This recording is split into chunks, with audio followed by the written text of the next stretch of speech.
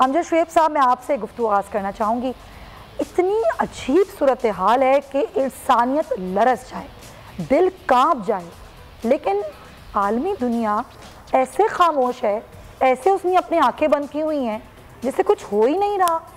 ये इतनी बेहिसी क्यों है अमजद शुएब साहब? बिस्मिल्लाहिर्रहमानिर्रहीम। देखिए, किसी चीज़ के बारे में बेहिसी या किसी चीज़ के बारे में या किसी सूरत हाल के बारे में बहुत ज़्यादा कंसर्न होना, ये सिलेक्टिव है। उसकी बुनियादी वजह ये है कि अक़वाम आलम में जो सियासत है वो मुफादात पे मबनी है, वो मुनाफ़क़त पे मबनी है। उसमें किसी भी जगह पे ना इंसानी हुकूक हैं, इनका सिर्फ तस्करा होता है। किसी भी बातचीत में, किसी भी ताल्लुक में आप ये देख लीजिए कि इंसाफ का कोई उसमें अमल दखल नहीं है।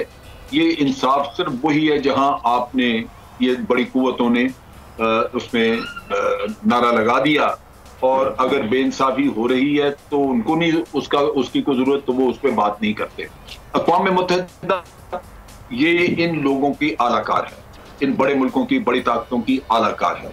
लिहाजा उसका भी कोई काम इंसाफ से मबनी नहीं, इस वजह से कि जहां बड़ी कुव्वतों के मफादात होते हैं वहां अक़वाम मुत्तहिदा भी उन्हीं की लाइन इख्तियार करती है, उन्हीं के नैरेटिव पे चलती है, और नतीजा ये कि आम ममालिक, छोटे मुल्कों को कहीं भी इंसाफ मिलने का कोई रास्ता बाकी नहीं रहता।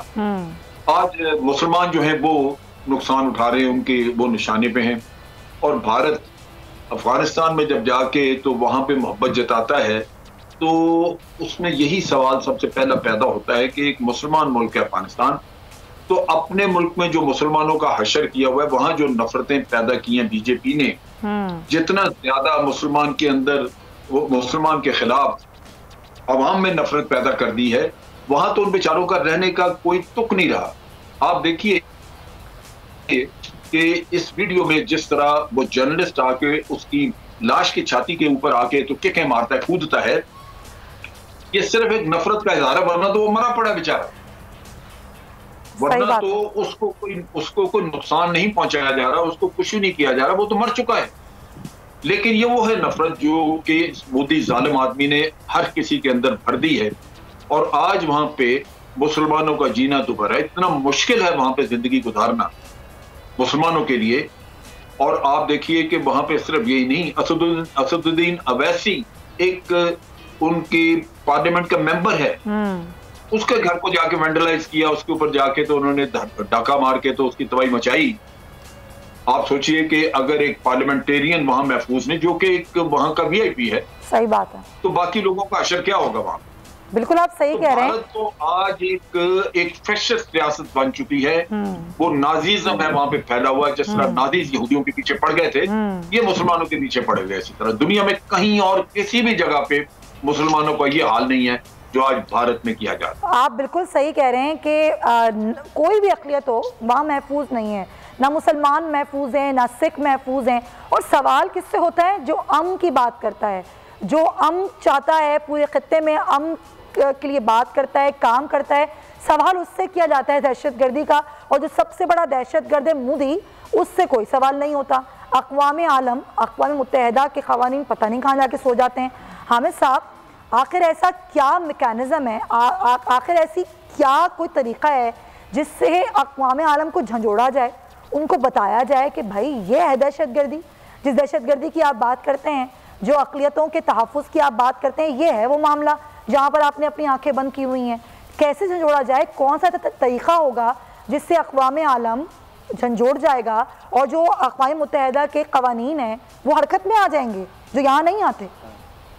सुमैया, बहुत शुक्रिया आपका। बात यह है कि जो ये वीडियो आई है, इसके बाद मुझे ऐसे लगा कि इंडिया के अंदर जो इंसानियत की पस्ती तरीन मिसालें नज़र आने लग गई हैं। ये तो इंसानियत और बर्बरियत की ऐसी मिसालें हैं जिनका कोई मुवाजना भी नहीं किया जा सकता। और मैं आपको ये बताऊं कि अक़वाम आलम इतनी सोई हुई हैं कि उसकी कोई मिसाल नहीं मिलती। आप देखें कि एक तरफ क्वाड के जो हो रही है कॉन्फ्रेंस, उसके अंदर भारत की मुनाफिकाना पॉलिसी ये है कि चाइना के खिलाफ एक पूरा इत्तेहाद बनाया जा रहा है, और दूसरी तरफ शंघाई की जो स्को कॉन्फ्रेंस है उसके अंदर इंडिया जो है वहां भी हिस्सा लेना चाह रहा है। यानी कि बैनुल अक़वामी तौर पर हर अंदाज से देखा जाए, चाहे डिप्लोमेटिकली देखा जाए, मुनाफिक तरीन मुल्क नजर आ रहा है। अगर आप टेररिज्म सपोर्ट के हिसाब से देखें तो दाइश के कैंप वहां पर मिले, टेरर फाइनेंसिंग मिली, FATF की ब्लैक लिस्ट पे तो इंडिया को होना चाहिए। उसके बाद EU डिसइंफो लैब को देखें तो पूरी है। उसके बाद इंसानियत के खिलाफ जराइम को देखें तो कश्मीर के अंदर क्लस्टर बम से लेकर पैलेट गन से लेकर इज्तमाई कब्रें तक दरियाफ्त होती हैं। दुनिया के हर war crime, Geneva war crimes देख लें आप इंटरनेशनल कोर्ट ऑफ जस्टिस में चले जाएं, हर जगह पे भारत को तो कटहरे में होना चाहिए, होना तो चाहिए, लेकिन है नहीं ना, यही तो अलमिया है। तो सुमैया, मोदी के खिलाफ तो जंगी आलमी अदालत जो होती है, जंगी जराइम की आलमी अदालत के अंदर इसको सजा मिलनी चाहिए। मुकदमा चलेगा तो सजा होगी ना। पॉइंट टेकन हामिद साहब, आप सही कह रहे हैं, बिल्कुल आप सही कह रहे हैं, पॉइंट टेकन। हुमा बखाई साहिबा भी, डॉक्टर हुमा बखाई साहिबा में ज्वाइन कर चुकी हैं, आलमी उमूर की माहिर हैं, उनको भी हम वेलकम कहेंगे। हुमा साहिबा, आखिर क्या किया जाए? वो मोदी जो सामने आ चुका है एक दहशतगर्द के रूप में, जिसके दौर इक़्तिदार में जितना जुल्म हुआ अक़लियतों पर, जो कश्मीर में हो रहा है, जो भारत में हो रहा है, जहाँ पर अक़लियतें महफूज नहीं हैं, जो दूसरे खित्ते में दहशतगर्दी करता है उससे कोई सवाल नहीं करता। अक़वाम मुत्तहिदा के क़वानीन उसके लिए खामोश हैं, ऐसा क्यों है? देखिए, लार्जली इसलिए है कि शायद हम एक दूसरी सर्द जंग जो है वो छिड़ गई है, और उस दूसरी सर्द जंग में इस खित्ते में बिलखुसूस और ओवरऑल चाइना को कंटेन करने के लिए बिलउमूम अमेरिका जो है वो कन्वर्जेंस में है इंडिया के साथ, और इसी वजह से आप चश्मपोशी भी देखती हैं और पुश्तनहाई भी देखती हैं। और इस पूरी सूरत हाल ने इंडिया को इम्बोल्डिंग किया है कि उसने 5 अगस्त जैसे इक़दाम किए और अक़लियत का बहुत समझे नागुज़ी रवैया जो है वो रवा है और इसको रोकने वाला नहीं है। लेकिन मैं यहाँ ये भी गुजारिश करूँ कि ऐसा नहीं है कि कुछ हो नहीं रहा है। मेरे ख्याल है कि इंडिया को ग्लोबल शेमिंग का भी सामना है, और उसकी भी 2 वजूहात हैं, क्योंकि यूरोपियन यूनियन में बिलखुसूस जितने इंडिपेंडेंट समझे ऑर्गेनाइजेशन हैं उन्होंने फ्लैग आउट किया है जो कुछ इंडिया में हो रहा है। इस वक्त US में एक केस है इंडिया में ह्यूमन एट्रोसिटीज के खिलाफ। इस वक्त जब मोदी मिलेंगे वहाँ पर बाइडेन से, तो वहाँ पर जो सिख वो बाहर प्रोटेस्ट कर रही है खालिस्तान के लिए, तो इंडिया मेरे ख्याल से खासा मुश्किल में है। लेकिन जो उसका सूरत हाल है वो उसको ये आसानी देता है कि उस रवैये के साथ कंटिन्यू कर रहा है। लेकिन इससे भी बड़ी अहम बात ये कि इसका नुकसान जाहिर है मुसलमानों को और अक़लियतों को तो हो ही रहा है, लेकिन उसके साथ साथ इंडिया को इसका बहुत बड़ा नुकसान है। और मेरी गुजारिश ये है कि इंडिया जो है वो बहुत बड़ा है।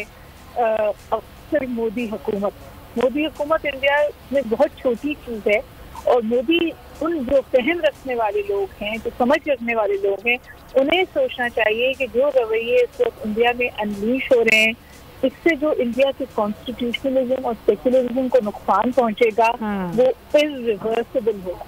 मैं लफ्ज़ इस्तेमाल करती हूँ हमेशा आपकी गुजारिश से कि देखिए इंटरनेशनल कम्युनिटी करेगा, वो उनके इंटरेस्ट जुड़े हुए, लेकिन थिंकिंग इंडिया को ये सोचना चाहिए कि अगर ये रवैये ना रोके गए तो इंडिया को अंदर से कितना नुकसान होगा, और इंडिया को बेड़ी अब इंडिया काल आप सही कह रही हैं कि इंडिया के अंदर से आवाज़ें उठना शुरू हो गई हैं, क्योंकि पूरा सोशल मीडिया भरा हुआ है, तनकीद की जा रही है खुद मोदी हुकूमत पर। ये अगर आप मुझे इजाजत दें, अरुंधति राय का एक बहुत खूबसूरत जुमला है, वो ये कहती है कि जी इंडिया को कश्मीर को इंडिया से आजादी नहीं चाहिए, इंडिया को कश्मीर से आजादी चाहिए, क्योंकि वो बंद गली में फंस गया है। उसके इक़दाम जो हैं वो अनकॉन्स्टिट्यूशनल हैं, उनके अपने लोग उसके हवाले से सवाल उठा रहे। और आप देखिए कि मोदी हुकूमत मुश्किल में है। गुजरात में उनके जो ड्रग ट्रैफिकिंग में पकड़े गए हैं और उसके तालिबानी जाके अफगानिस्तान से जुड़ते हैं, तो इंटरनेशनल कम्युनिटी इस सबको इग्नोर नहीं कर सकती। सब्सक्राइब करें और बेल दबाएं ताकि कोई खबर रह न जाए।